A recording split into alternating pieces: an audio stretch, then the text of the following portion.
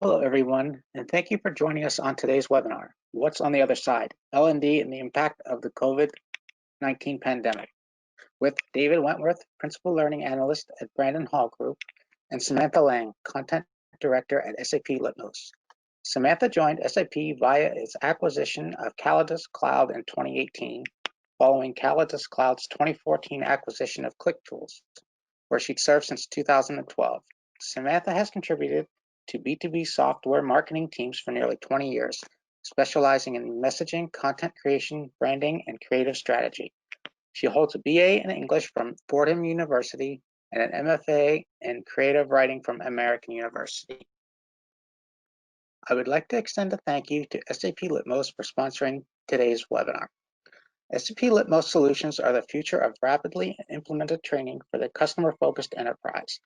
The solution combines a powerful LMS, SAP Litmos Training, with a robust course library, SAP Litmos Training content.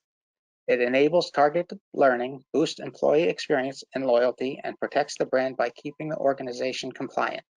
By engaging learners right in the flow of work, SAP Litmos solutions empower personnel with knowledge that drives a better customer experience, improving KPI scores across the enterprise. I wanted to also share a little bit about Brandon Hall Group. Brandon Hall Group is a research and analyst firm that empowers excellence in organizations around the world through our research and tools. Our vision is to inspire a better workplace experience. We have world-class research, data, and expertise across all areas in human capital management. Currently, we have open surveys in workforce management maturity and extended enterprise learning. We would love to hear from you. In exchange, you could receive a gift card, free research, reports, and more. To participate, please visit our website, www.brandonhall.com, and click on Open Surveys. And finally, a few housekeeping items. This presentation is being recorded. The playback will be provided to everyone within 24 hours of the webinar in a follow-up email. If you'd like to ask a question, please do so by typing into the question box for our presenters. If you'd like to download a copy of the presentation instantly, you may find it in the handout section. And now let's turn it over to David so we can get started.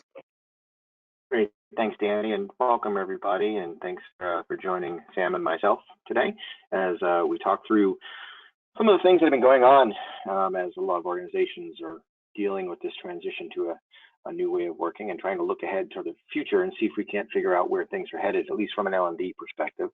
I do encourage you to take advantage of that question box as you see it there on the screen. That's the way you can ask Sam or myself some questions. You can ask them at any time. We're going to keep an eye on those and try to get to them in real time. But we'll also have some space at the end where we can catch up with any questions we might have missed or anything new that you think of at the end. So again, feel free to do that. You can also use that question box just to share any thoughts or insights that you have.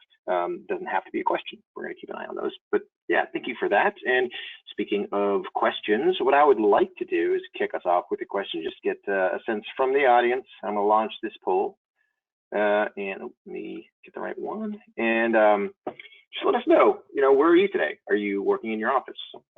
Maybe you're at home, but you've been working from home, such like myself. I've been working from my home office prior to this.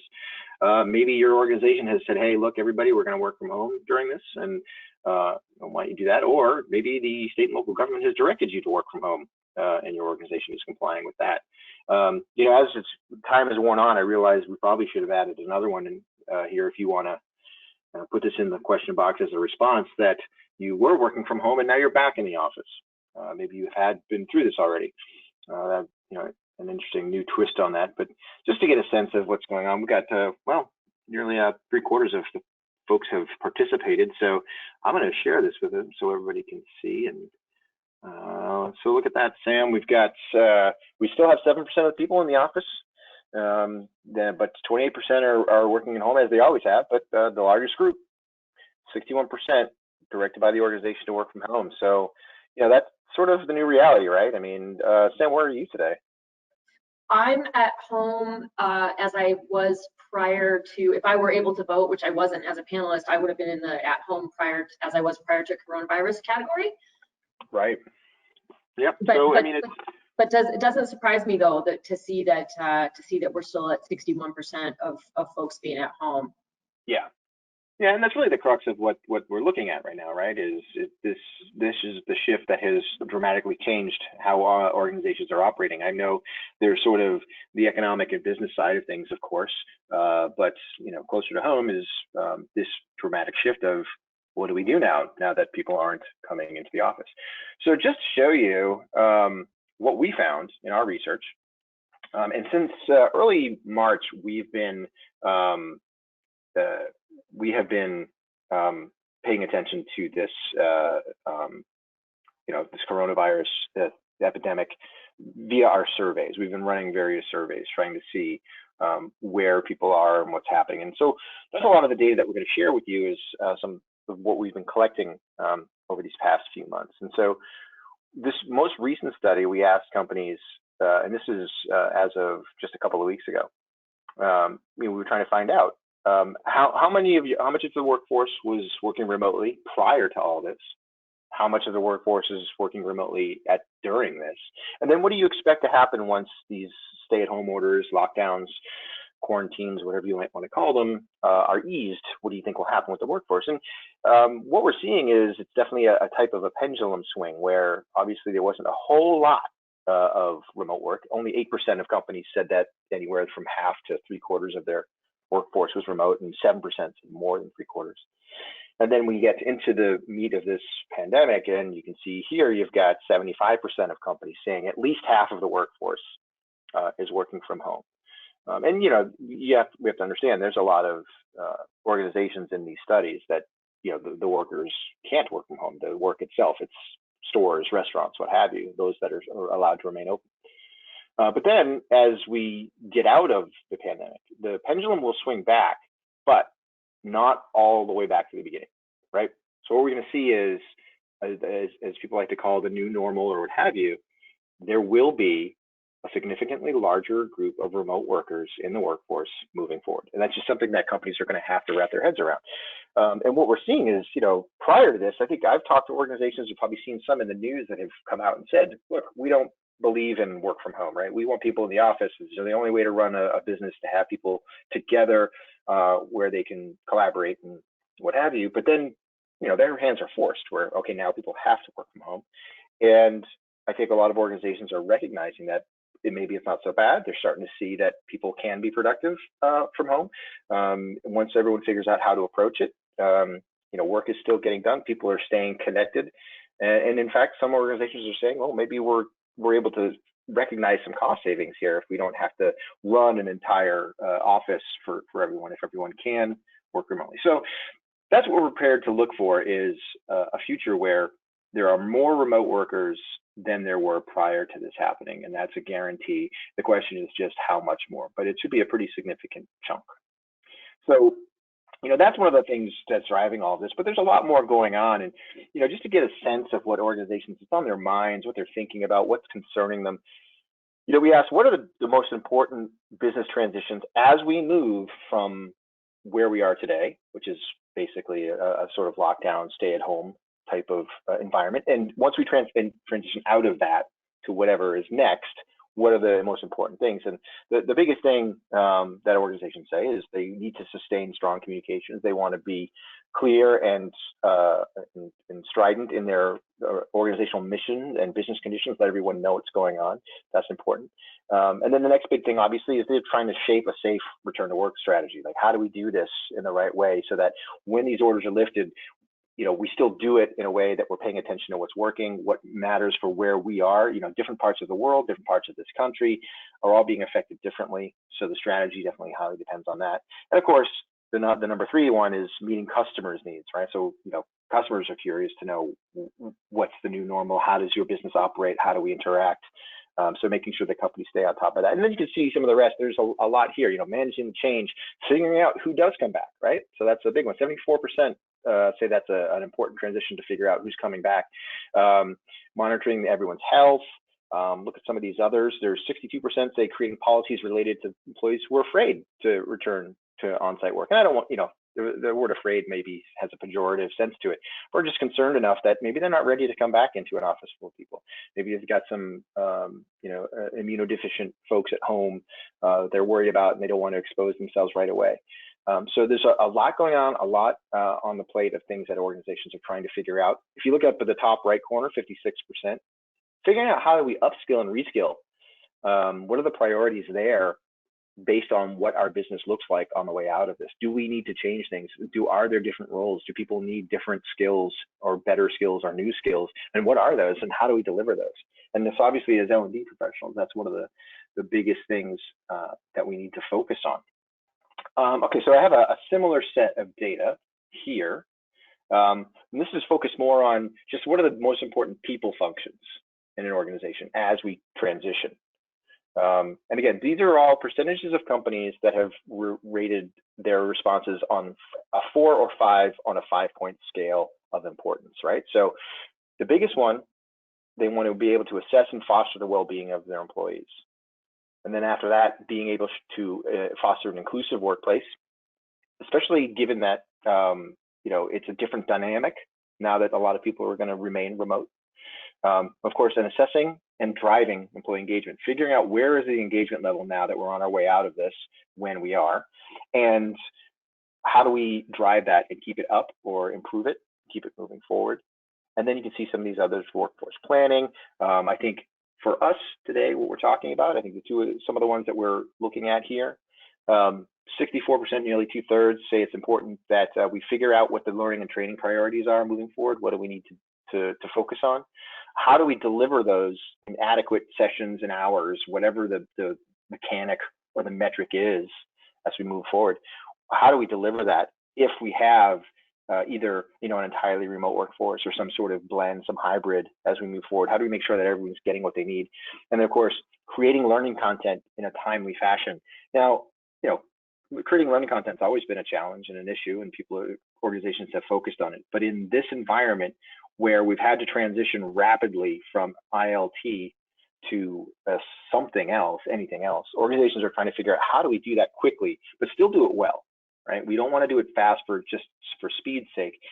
We want to create content and deliver it that's effective. I wanted to ask you, Sam, because we were talking about this a little bit, and so some of these things that we see here that companies are thinking about or focused on. Obviously, Litmos is in constant contact with their clients throughout all of this. What are some of the things that you hear and things that they're asking of you as it relates to some of these things? Yeah, well, we're definitely aligned with all these numbers. Are not, again, they're not surprising to me. I mean, of course, we are an LMS provider, but we are also a content provider. So what we're seeing is an interesting new demand. It's in your 77% number there. We're actually seeing a really high demand for content that is related to well-being, that's related to employee mental health, even things like positive mindset. So we've been actually, and I'll talk a little bit more about this later in the presentation, but what was formerly considered maybe soft skills type of stuff, we're really seeing an increased demand for that type of material, mental health, well-being, health and safety, and we've been producing a lot of that content. And the good news is then over in your right square there, the 60% of being able to create learning content in a timely fashion. That's why I think many organizations right now are taking advantage of off-the-shelf content from providers like us, because they don't have to build it, because every L&D professional knows that creating content is incredibly time consuming. So I think a lot of organizations are looking to just buy it off the shelf, and why reinvent the wheel if you don't have to? So yeah, so these numbers are really ringing our bell, definitely, and we're seeing it in the market. Yeah, and we see the same thing. Companies come to us and ask for resources like that. And I will say the technology provider community, just like SAP Litmos and others, have really stepped up and made a lot of resources and content and tools available for free in many cases to organizations, because that you're exactly right. They need something, they need it fast, and a lot of this stuff is relatively universal, so they know they don't need to create it themselves specifically for their organization. It's more about these soft skills that, where do we turn and how do we do this? To me, I think, I don't think ironic is the right word, but the idea that all of these things that the companies are focusing on, these content, topics that you're talking about, they're important anyway. They've always been important. We've seen it in our research. And it's either unfortunate or fortunate. It takes something like this for organizations to really take a look and say, you know what, it really matters that we get this stuff right, especially in this situation. So my hope is that, moving forward, this stuff is sustainable, right? These kind of topics, these things that organizations are focusing on, I hope that's sustained once things settle down and this isn't, the conversation every day of, what do we do next? Yeah, and just one last note on that, David, is I think it was even a recent LinkedIn study that was put out, and they were talking about that they had done some research on the top quote unquote soft skills, and I'm not a huge fan of the term soft skills because it makes it seem like they're less valuable, and in fact they are not. But some of those top skills that employers are looking for right now are things like flexibility, adaptability. I mean, people who are able to, get through change management without, as smoothly as possible. So those are some skills that people are really looking for in employees now that I think formerly, they just didn't make the marquee, and now they are. Yeah, I think they all sounded great when everything was humming along, business as usual, and they sound good. And it's, especially when we think of like leadership development, we always see those things, right? Adaptability, emotional intelligence, flexibility, they talk about it. And then now here we are, right? And are your leaders actually exhibiting these things in the midst of what could be termed a crisis, depending on where you stand? And, and I think what's happening is organizations are realizing, what, we're not hitting it. We have to really drive this stuff home. So hopefully, again, the takeaway is that recognizing these skills are important in the future, so that if anything else happens, not hopefully similar, but these sort of dramatic adjustments that, weren't on anyone's roadmap, that we're able to, you have the leadership and also the skill set within the organization to adapt and adjust. So yeah, it's really important stuff. So I just, talking about all this, you were kind enough to bring us an example of an organization that you guys have worked with that just talked about what they were going through when this happened. If you want to share that with us. Yeah, let me, sorry, I just looked away from your slide for a second. Sorry about that, David. Yeah, so Tauranga City is a Litmos customer, and if you're not familiar with where Tauranga City is, I'll give you a little trivia moment here. Tauranga is a city in New Zealand, and they're actually really well known for beautiful beaches and swimming and surfing and water sports and things that probably sound really wonderful to all of us right now. So their city council, they did not have a centralized learning platform prior to the pandemic. They were doing online learning, but it was not in a centralized fashion.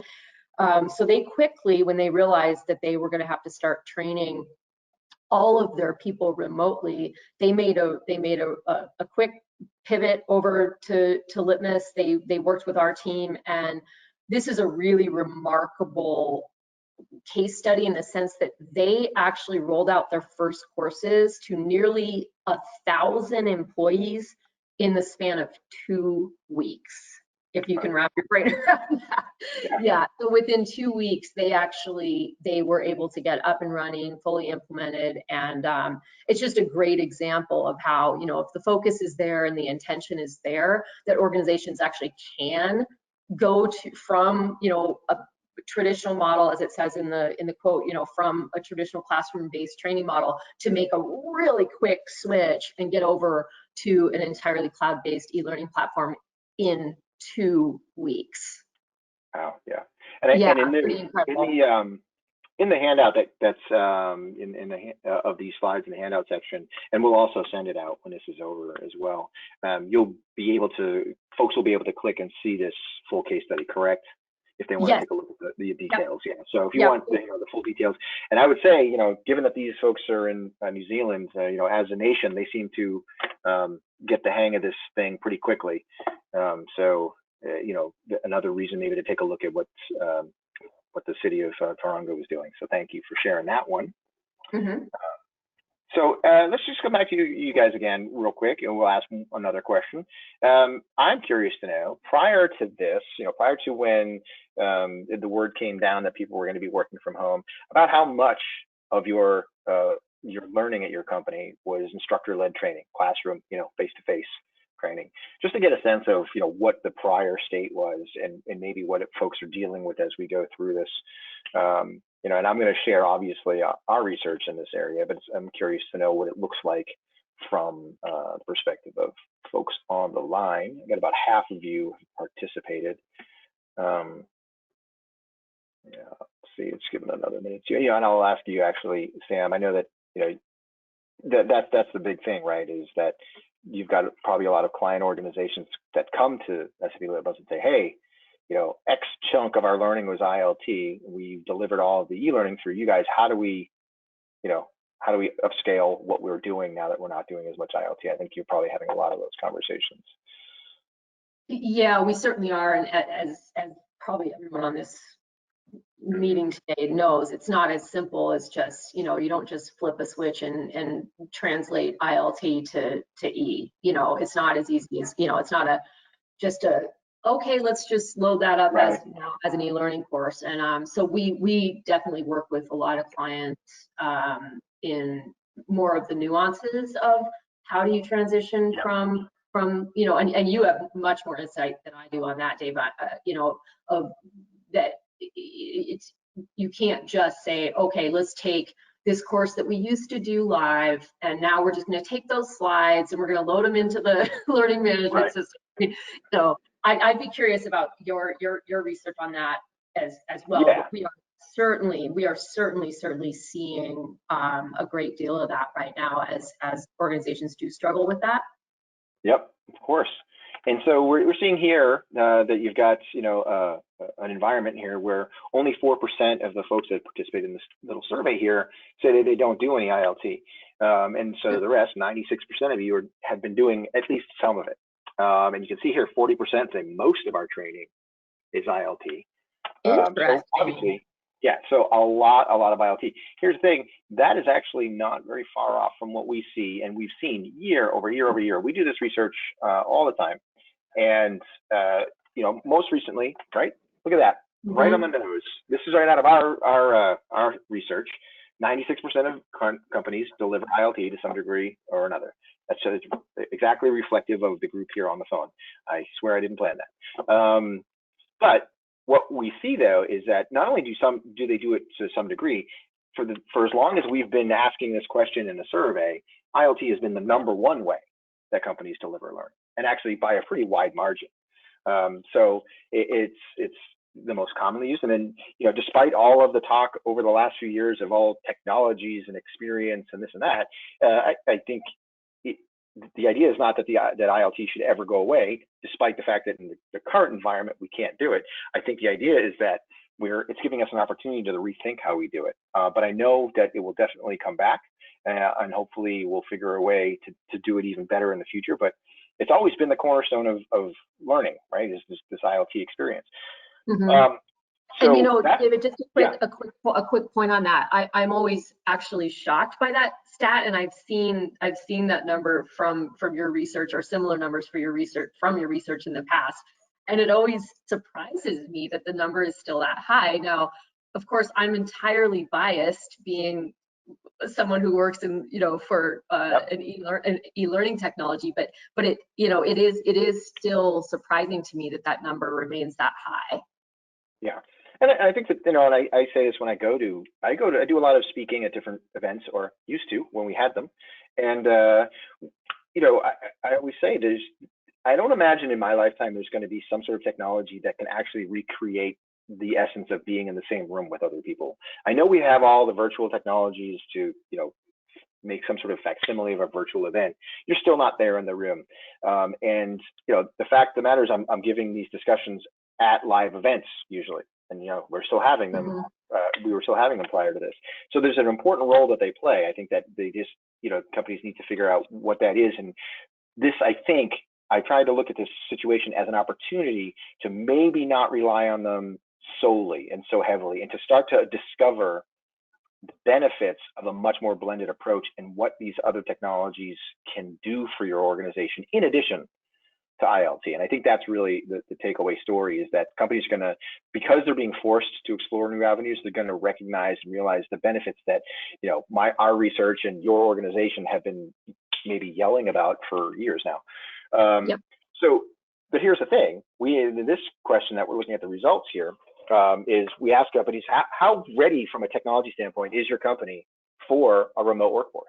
And again, on a 4 or 5 points, on a 5-point scale, these are companies that had answered 4 or 5 that yes, we are ready with our technology for this particular section of HCM technology. So number 1 is payroll. 75% of companies say that there were 4 or 5 on this scale, which, you know, makes sense. Payroll is sort of almost automatic. It's the one thing that HR is loath to screw up, so they spend the most time getting it right, and that works. But come down here to learning technologies. Only 50% of companies say they're ready from a learning technology standpoint for this. And that goes back to the whole, everything's been so heavily focused on ILT that they're not sure where to go now and what to do from a technology standpoint. And so my advice, well, partially my advice has been through this as organizations have turned to us and asked us questions, is, you know, your first stop is, what technologies do you have in-house? And how are you leveraging it? Because here's the key.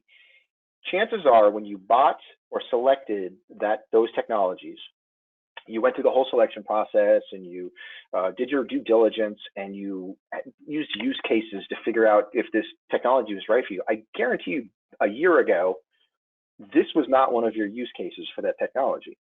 So it might be time to come back to your current providers.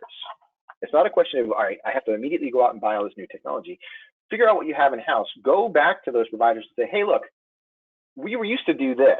We now have to do it this way. This is new territory for us. Help us understand how your technology can help. And I think there's probably a lot of opportunity there where organizations aren't leveraging their technology to the extent they probably could be in this situation.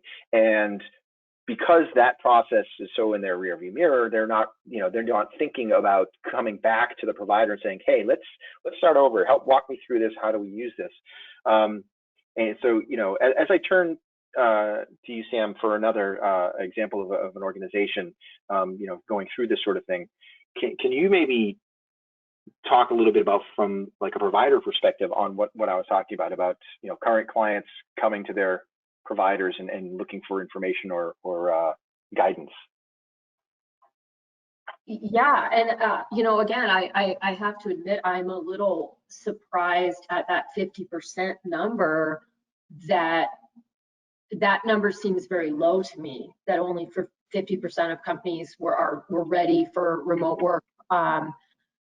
That's really eye-opening to me, because of course, I mean, you would almost think that, you know, the LMS would be ubiquitous in most sophisticated organizations. So I think really what it just says is that, you know, sometimes organizations are forced in this particular situation, in the environment that we're in now, is that organizations are forced to implement some technologies that maybe they've kind of like, yeah, well, yeah, we had that, and yeah, we have an LMS, but we don't really make people adopt it, or we don't really have a formalized, you know, learning culture. But now I think because so many, almost all organizations have been forced into an almost entirely remote work model, that they're being pressed to examine learning technologies and quickly get something in place and quickly say, oh my gosh, how do we, you know, roll this out to all these people and make it easy. So right. Oh, so and this yeah, is well, HBI. Yeah. Okay. So this quotation, just quickly, this is just another really great example. HBI is Home Builder Institute, I believe. And again, an example of it. I'm actually, just one second. I had to it's Home Builders Institute, and I personally had to look up what PACT is. And PACT is pre-apprenticeship certificate training. So that's something that they rolled out to all their employees. It has to do with green building and various skills that are associated with residential construction. So just for a little bit of context there. But this is just another example of a company that realized, you'll see the stat there in the quote, within a period of 4 weeks, they actually managed to get implemented, up and running, 3,500 users in 4 weeks. Again, I just think that's a great example and a bit of a remarkable example of how quickly companies can pivot from that ILT model over to a full e-learning model in like a really, really short, relatively speaking, really short period of time. Yeah, and it really is a short period of time if you think about it. I mean, it's all context, right? There's a sort of time dilation depending on what the circumstances are. But in this particular case, where at first look, 4 weeks seems like, oh, it's too long, we have to do something now. But we've been in this sort of environment now for most organizations 4 months, if not longer. So if you think about being able to transition and get things rolling within 4 weeks, and then have 3+ months after that of running in this new environment, as opposed to sort of spending those 4 months going, I don't know what we're going to do. How do we manage this, right? So the idea is, yeah, you want to act quickly, but it is possible to do it quickly and still do it right. And I think that's the real key element here. And then we're going to talk a little bit about some of this other stuff too. And one other thing on that, David, that I just want to point out in this particular success story is that the heavy lifting is up front. So in that 4 weeks, whatever it took for them to kind of get the system implemented, get their courses loaded in, whether they're creating them themselves or curating them, then the scalability after that, then that's like exponential, because once you have the foundation in place, you can scale. Now this particular company, I don't know what their total number of users is, if 3,500 is their total number of users, but let's say that their total number of users was 300,000. They can scale it that quickly once the foundation is built. Exactly. So let's dig a little bit more into sort of the digital learning side of things. And, again, I encourage folks, if you have any questions or any thoughts or anything you want to share, beyond those surveys that we asked, please use that question box and let us know, and we'll get to those if you have any questions. But, one of the questions we asked is, how effective, what do you think is going to be, how effective is your current digital learning in this environment, right? So what are some of the things that are happening in an effective way in the current environment? So again, rating on a 4 or 5 on a 5-point scale of effectiveness. So 59% of companies said more employees are now accessing our digital modalities. So that's what's currently, working for them, and from a digital perspective, they do have more employees accessing digital modalities. 42% say we've got more access on mobile devices, which 42% doesn't seem high, but really in the really big grand scheme of things, mobile learning isn't a huge percentage of the learning that goes on in an organization, despite all of the attention it gets or has gotten, and the fact that most e-learning is pretty much mobile ready, adaptive, responsive, what have you. Access hasn't been huge, but now here we see that companies see that their employees are actually using their mobile devices now that they're remote. They see that 41% say they've done a really good job with the user experience with the learning technology, and so that's a place for maybe improvement. But that's always been something that the organizations have been after, and that providers have always been chasing down, trying to create that great user experience with technology. I think great strides have been made if you go back and look at some of the LMSs from just a few short years ago. If you look at something like an SAP Litmos and the interface there, light years difference. And 45% say they're hitting the mark with the effectiveness of the learning. So there's some challenges here as organizations struggle with the new sort of digital/virtual environment, trying to make sure that everything's hitting. Now, the only thing I'll say is that the effectiveness of the learning, that being like only 45% of companies say that they're doing a great job with their learning effectiveness. Those numbers weren't that great prior to the pandemic. I think most organizations struggle with an effectiveness because it's a very broad term, and it's you know, what is effectiveness, and you know, how are we measuring it? Are we measuring it? But that's always been a challenge. So I wouldn't pin that on the pandemic per se. This is more of just a reflection of what's happening now that everything is completely digital. So before I step on the next thing, I think Anna made a comment here that I'd like to share, because I think it's spot on, is that the human connection is lost and does weigh into the understanding and learning. I agree. I think that's why we were having a discussion earlier about ILT, instructor-led training, and how the role it plays, and how it's always been the biggest, you know, piece and a cornerstone. I think it's, yeah, because it's almost impossible to replace that. And that's the challenge here, is that if we really cannot have people together face to face, which is the case at the moment, what do? Right? So there has to be a much bigger focus on things like collaboration, engagement. What do we do? How do we provide the best we can to keep people connected and on task and engaged and motivated? You know, we asked again about digital learning. This is similar to the remote work piece, right? Looking at what was before, what's during, what's after. So what's going to happen once everything eases up? And 9% say we're actually going to use more ILT than we did before the pandemic, which I think is interesting. We'll see what happens. But you know, clearly those are organizations that have had a huge ILT focus in the first place. 26% said that, well, once this is over, digital learning will go down a bit from what we're doing, but we're still going to be doing more of it than we were prior, which sort of lines up with the you know, remote work, the remote workforce staying larger once this is over than it was before it started. 11% say it's probably going to stay the same. And then 54% say our digital learning will stay the same as we're doing right now, but we might actually do even more moving ahead. So the consensus is generally that it's what's going to be going on from a digital learning perspective. There's going to be more of it, period. Obviously, there's more of it currently because there's sort of no alternative. But once things sort of get back to normal and organizations really figure it out and everything settles down, there will be more digital learning, whatever form that takes, whether it's, you know, videos, on demand, virtual classrooms, that sort of thing. More learning is going to be happening digitally once this is over. So that's something to keep in mind about what are we going to do? How do we move forward? So when we, you know, those importance questions that we were asking earlier, here's one around specific to learning. What's most important as we head back to normal?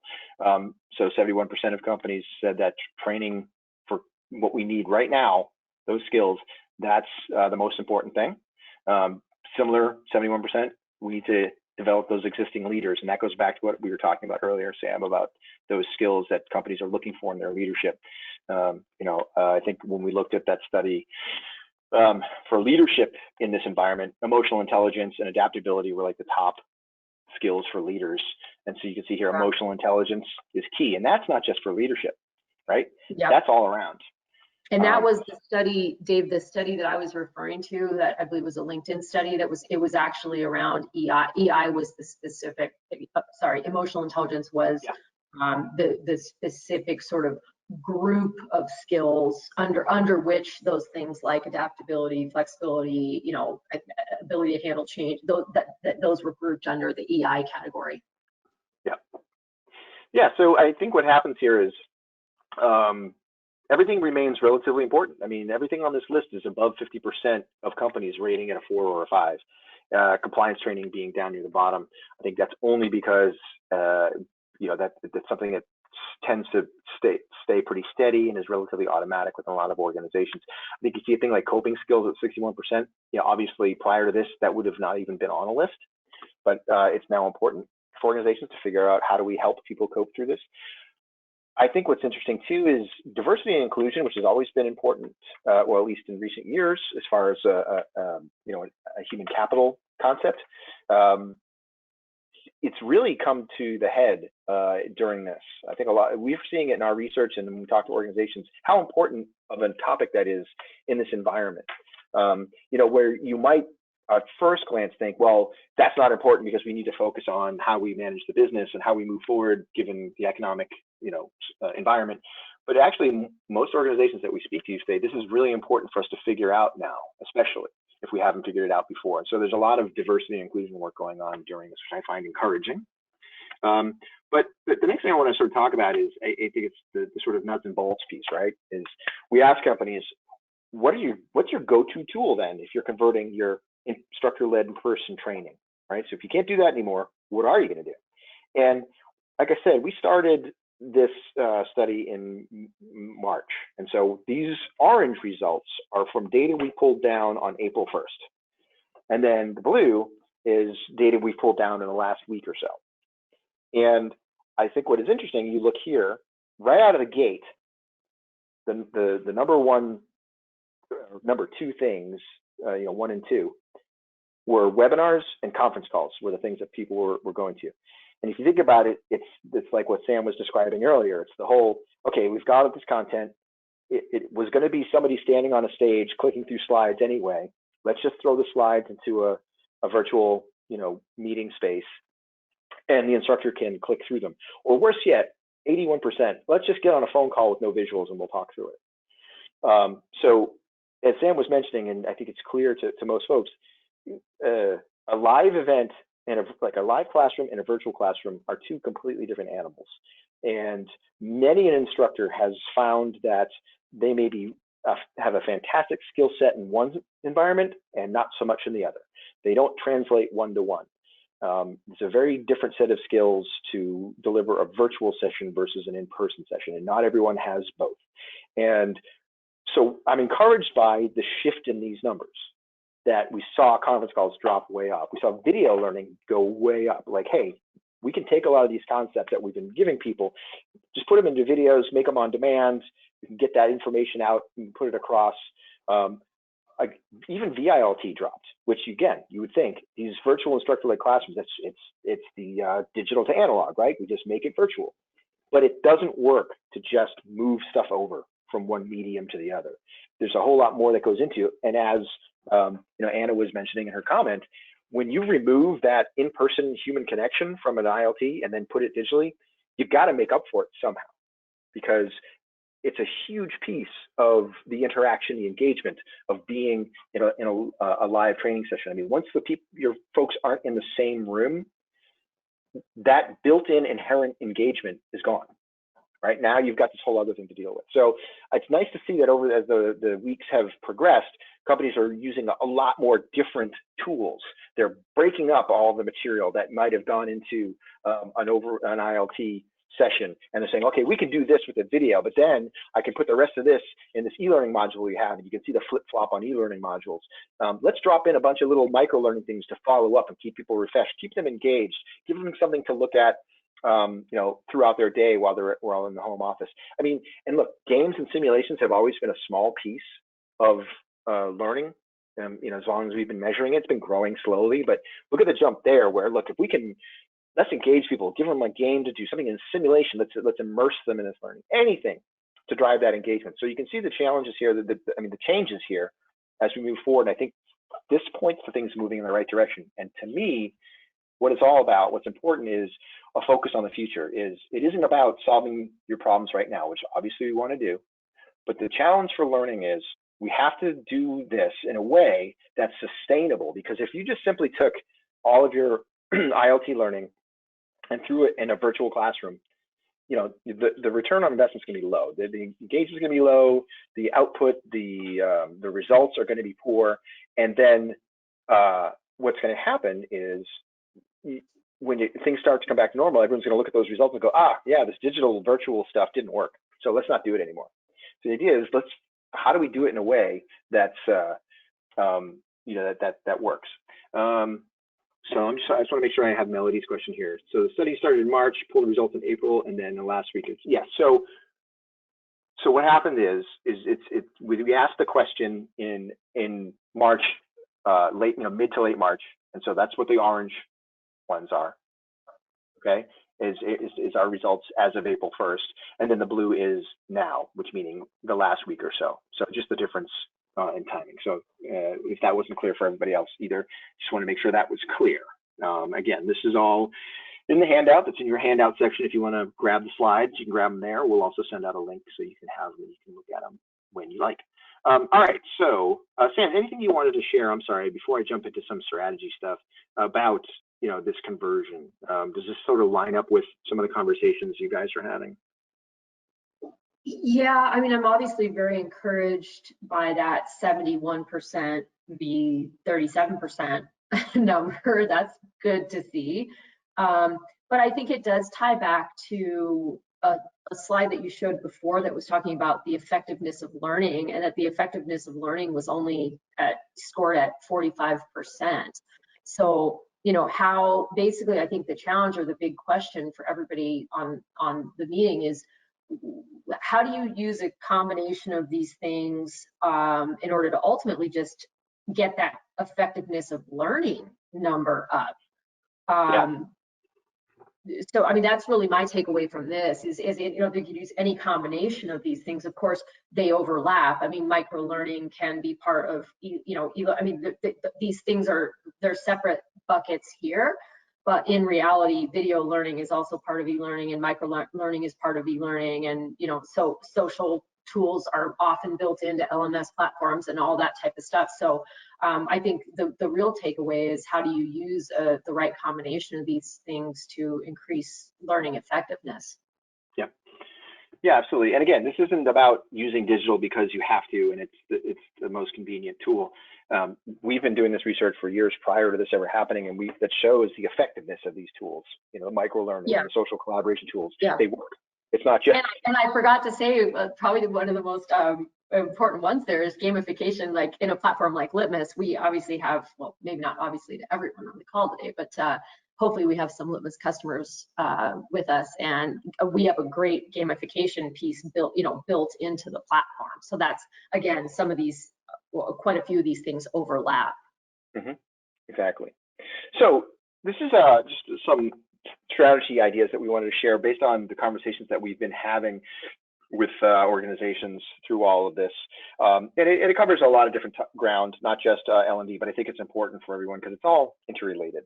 But the big thing, that focus on the employee well-being, transitioning to this new normal, it's stressful. People have been handling their different levels of stress, not just what's going on with work, but what's going on at home. They've got kids who are home from school, before the summer started, not sure what kids are going to do once school starts again, their health, their family's health, a lot of things. And, as stress levels go up, it's research has shown it's next to impossible for people to really retain information or be engaged, depending on how high their stress levels are. So a real focus on employee well-being is a big piece of all of this. And as we went over, making sure instructors and learners also are prepared for the sustained remote learning, like this is an ongoing thing.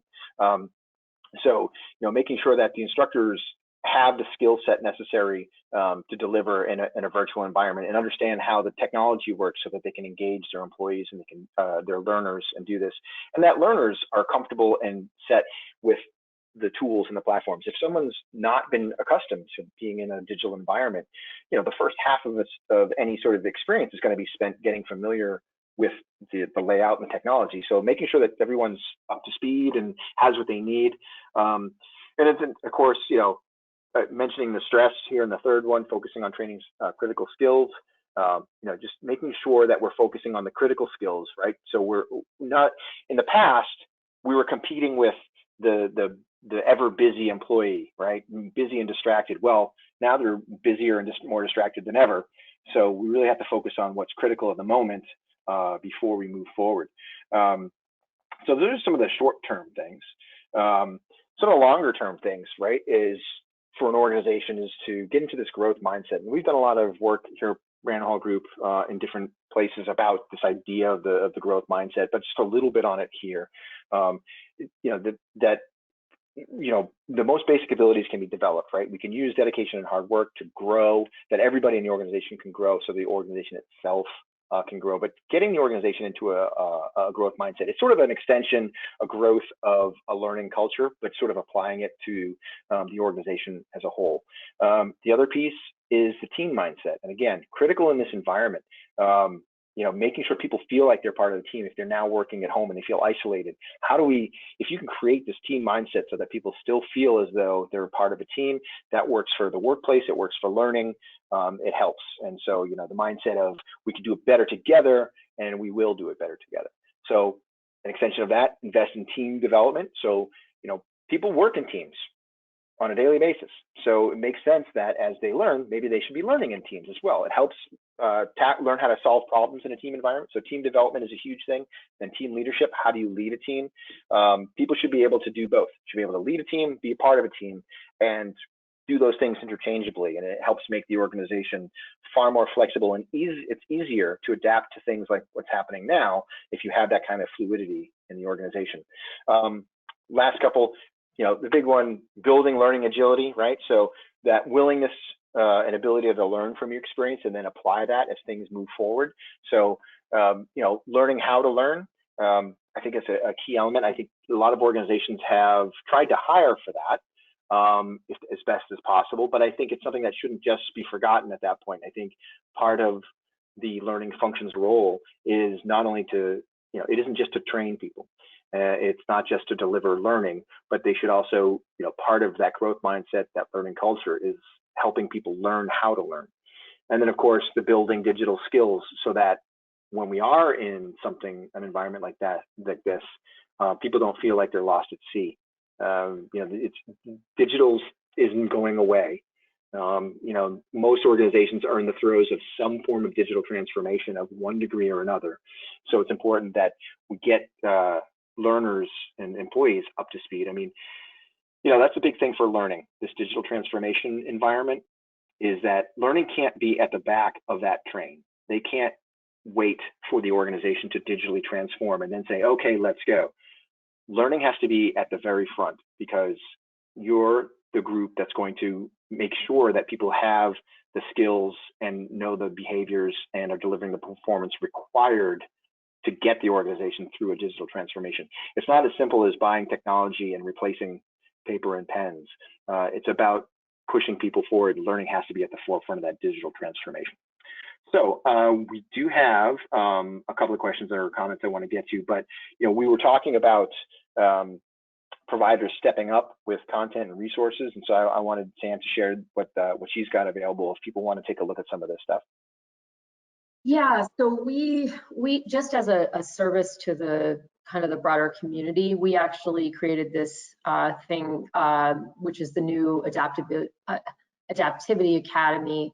It was originally launched as Remote Readiness, the Remote Readiness Academy when all this really started. I think we launched the original version of this back in March. But what it is it's basically a portal of just free content, free learning content. You don't need to be a Litmos customer to use it. You can plug this into your LMS of choice, and you can see we're making this available completely for free until the end of September, and the link is there. If you don't access that link, you can just go to litmos.com and go to the resources section of litmos.com, and you'll see the new Adaptivity Academy available there in the drop-down menu. But just quickly, like this, it's exactly in line with all the stuff we're talking about, which is, so some of the learning paths that we've made available, it's exactly in line with what we're talking about. So there are learning paths that have to do with, you know, cultivating positive mindsets and well-being, respect and safety. I mean, these things that are now just absolutely front of mind for so many organizations. I'll give you a couple of examples. There's a learning path of leading the future of work. You know, I mean, this is the whole topic of our webinar. What does the future of work look like? We have a learning path with courses under that umbrella name. We have things like micro learning for a positive mindset, well-being for a better working life, respect and safety at work. So some of these topics that companies are really looking for now to not just, you know, build those quote unquote hard skills. I mean, specific upskilling in a particular job function, but some of these broader these broader categories of enabling your workforce to be mentally healthy, to be physically healthy, frankly, at this point, you know. So yeah, so I hope people take advantage of this. It's a really nice content library that's there, and we hope people use it. We offer it as just a gesture of support to the L&D community. Yeah, and you'll see that there's a link there on the slide, and so if you do download the PDF from the handouts, or if you when you get it in the follow-up email, you should be able to click through and go see that and experience that. So thanks for providing that, Sam. Appreciate it. Yeah. So, you know, if folks have any questions here in the last couple minutes, please feel free to ask. We'll try to get into those. One of the things that we have, it's not necessarily a question, but Melody makes this a point where she says that, you know, everyone seems to be in love with this idea of the democratization of learning and with social learning platforms, but that learning is not necessarily built in a way to improve or support long-term learning. And, you know, I was reading through the question a few times as you asked it, Melody, or the statement, and you know, I'm not sure. I'm sure there are instances where in certain organizations and times, and maybe this has occurred in yours, where yes, the social learning aspects weren't built properly to improve or support long-term learning, but I think done well, they definitely do just that. Now, they don't do it by themselves, right? They don't do it in a vacuum. You can't just put a bunch of people in some sort of internet forum and say, okay, guys, learn from each other and let it go. It has to be within a context, and that's usually what we see. So this comes back to that reimagining the ILT experience. So let's say you do have an in-person class, or in maybe today's environment, you have a virtual classroom, or whatever you have, some sort of foundational formalized learning, even an e-learning course. But there is the ability for the people that are experiencing that course or that are in that class, that they can communicate with the instructor, the facilitator, each other, and link to things, the content, other resources, and have a conversation about it. And what that does is it provides new perspectives. I mean, think about this. You could go to a live conference, in-person thing, sit in a session with you and somebody that you know, and the session's over, you walk out into the hall and you start to talk about it. You can have completely different perspectives on what you just saw. And then you each learn a little bit about it because, oh, I didn't think of it that way. I didn't catch that. So providing these sort of social learning constructs that allow people to learn from each other, it actually does, in our experience and our research done properly, it does actually help with that long-term learning because it's giving context to things. It's keeping stuff front of mind, keeping people connected to it instead of you know, you're trying to fight off that forgetting curve. Is I took the course, I took the test, and then a week later, I can't remember a single thing from it. But if I've been discussing it with people over that time, it stays fresh. I've actually got new perspective on it. It's adding things. So I think what it is, it's all about moderation. And I don't mean that from like a chat room moderator. I mean, literally doing things in the right amount and in the right context and the right combination. And of course, there isn't some magic formula that I can tell you right now what it is. It really depends on the audience and the content and the time frame. But I think putting all these things together works very well. So, all right, and so Melody's giving me some background. So I think we're using different contexts, you know, and so I would consider that someone just videoing themselves and putting it out there as a social learning, not facilitated. Okay, yeah. No, I agree that again, if that was all you were doing is allowing people to just sort of put up videos of themselves, you're right. That's not going to get the job done. But what that does, and especially we see this a lot like in sales professionals love to learn from one another because they have, you know, great respect for each other, and they like to learn from experience, and they don't always get to have every experience, right? So they look to their peers who have had different experiences from them. And we see this idea of this quick, hey, I shoot a video of myself on my phone that says, look, I encountered this objection. Here's what I said. Here's how it worked. Put that up there. What that becomes is more of a performance support piece, but it helps the overall context of the big formalized, here's our sales philosophy. Here's how we approach the deals. But then within that, I can look at these quick little bits that my other peers have put together and have shared with me to add context, to put it within a specific situation. So I think, yeah, I think in essence, Melody, we're actually agreeing that yes, you can't just do it by itself. That's not for long-term learning. It's the combination of things and doing it the right way. That's really for the long term. So and I would actually, I would add to that, David, that like we actually have a feature that's built into Litmos, and I can't see the question. For some reason, I can't see the actual question or comment that's been written, but we actually have a feature that's built into our platform that's called video assessments that enables, like in this context that you're talking about, it enables, say, for example, a salesperson to record a video of themselves, let's say doing the elevator pitch or what have you, and then we have an AI functionality that actually analyzes the video itself, so you can set keywords that the salesperson is supposed to say. It even tracks things like ums and ahs, and you know, it'll actually give you a score using some AI functionality to sort of grade that video. And then obviously on top of that, there's the coaching or the mentoring aspect of it, which is that the manager or other team members can see that video and then provide that social feedback. But that's all built, that's actually a feature that's built into Litmos. Yeah, perfect. Great. We've gone a little over the hour, so I appreciate everyone sort of sticking with us and, you know, having the conversation here. Sam, again, I do appreciate you bringing your perspective and those insights into, you know, what organizations are actually dealing with this. I hope everyone, you know, got at least a little insight out of this and some ideas about, you know, how they want to tackle moving forward. But yeah, so, and again, of course, thanks to SAP Litmos for giving us this hour to put this on for everybody. So Sam, again, thanks to you, and thanks for joining us. Well, David, thank you so much, and thanks to the Brandon Hall team. We appreciate our partnership very much. Yeah, great. And we hope to see everybody on another webinar real soon, so thanks for joining us. Thanks, everybody.